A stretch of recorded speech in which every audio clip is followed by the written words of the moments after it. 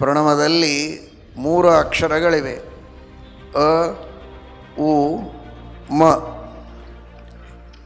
ಅಷ್ಟಮಠಗಳು, ಉತ್ತರಾದಿ ಮಠ, ಮಂತ್ರಾಲಯ ಮಠ ಅಲ್ಲ, ಅಷ್ಟೂ ಮಠಗಳು. ಅಷ್ಟಮಠಗಳು ಮಾತ್ರ ಅಲ್ಲ, ಅಷ್ಟೂ ಮಠಗಳು, ಉತ್ತರಾದಿ ಮಠ, ಮಂತ್ರಾಲಯ ಮಠ ಎಲ್ಲವೂ ಒಗ್ಗಟ್ಟಿನಿಂದಿರಬೇಕು ಅಂತ ರಾಮಮಂತ್ರದ ಜಪವನ್ನು ಎಲ್ಲರೂ ಮಾಡಿ, ಕುಳಿತರೆ ನಿಂತರೆ ರಾಮದೇವರ ಸ್ಮರಣೆ ಮಾಡಿ, ಬೇರೆ ವಿಚಾರಗಳೇ ತಲೆಯಲ್ಲಿ ಬರದೇ ಇರೋ ಹಾಗೆ ಎಲ್ಲರ ಮನಸ್ಸಿನಲ್ಲಿ ಬರುವ ಕೆಟ್ಟ ವಿಚಾರಗಳಿಗೆ ರಾಮ ಯಾವಾಗಲೂ ಬಾಣಗಳನ್ನು ಬಿಡ್ತಾ ಇರಬೇಕು ಅನ್ನುವ ದೃಷ್ಟಿಯಲ್ಲಿ ರಾಮನಾಮವನ್ನು ಜಪ ಮಾಡಿ, ಎಲ್ಲರಲ್ಲಿಯೂ ಯಾವಾಗಲೂ ಸಾತ್ವಿಕವಾದ ವಿಚಾರಗಳ ಅಭಿವೃದ್ಧಿಯಾಗಬೇಕು ಅನ್ನುವ ದೃಷ್ಟಿಯಲ್ಲಿ ಆ ಅಮೃತದ ವೃಷ್ಟಿಯನ್ನು ಮಾಡುತ್ತಾ ಆ ಸದ್ವಿಚಾರಗಳ ವೃಕ್ಷಗಳಿಗೆ ವಿಶೇಷವಾದಂತಹ ಫಲಪುಷ್ಪಗಳು ಬರುವಂತೆ ಶ್ರೀರಾಮಚಂದ್ರ ತನ್ನ ಕರಕಮಲಗಳಿಂದ ಅಮೃತದ ವೃಷ್ಟಿಯನ್ನು ಮಾಡಲಿ ಅಂತ ಶ್ರೀರಾಮನಾಮದ ಜಪವನ್ನು ಮಾಡಿ ಇಡೀ ದೇಶಕ್ಕೆ ಕ್ಷೇಮವನ್ನು, ಮಂಗಲವನ್ನು ನಾವೆಲ್ಲ ಬಯಸೋಣ.